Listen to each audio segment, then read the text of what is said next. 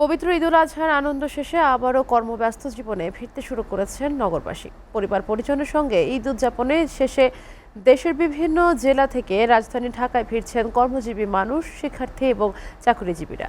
রেলে এবার বড় ধরনের কোনো শিডিউল বিপর্যয় ঘটেনি বলে জানিয়েছে রেলওয়ে কর্তৃপক্ষ। হাসিবুল ইসলাম শান্তর প্রতিবেদন। চিরায়ত নিয়মে শেষ হলো পবিত্র ঈদুল আজহার আনন্দ। নারীর টান উপেক্ষা করে আবারও চেনা শহরে চেনা ব্যস্ততায় ফেরা। সোমবার সকাল থেকেই ঢাকার প্রধান প্রবেশদ্বার কমলাপুর রেলওয়ে স্টেশনে দেখা গিয়েছে কর্মস্থলে ফেরা মানুষের উপচে পড়া ভিড়।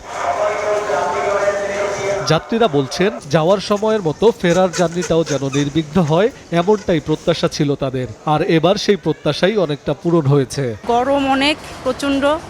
আমি ট্রেনে আসলাম ভৈরব থেকে। ঈদ ভালো কেটেছে, শ্বশুরবাড়ির মানুষের সাথে অনেক আনন্দে কাটেছে।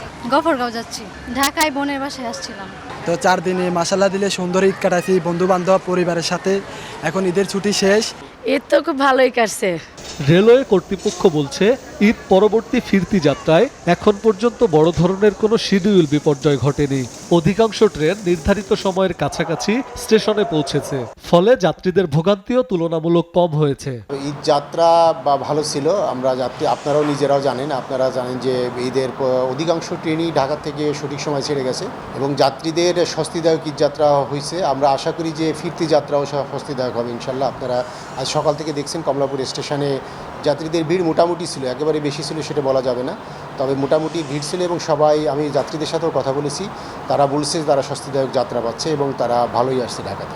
ছুটির রেশ কাটিয়ে ঢাকা আবার ফিরছে তার চিরচেনা রূপে। প্রিয়জনদের ছেড়ে আসার কষ্ট বুকে চেপে নতুন উদ্যমে জীবিকার তাগিদে আবারও কর্মব্যস্ত হয়ে উঠেছে এই নগরী।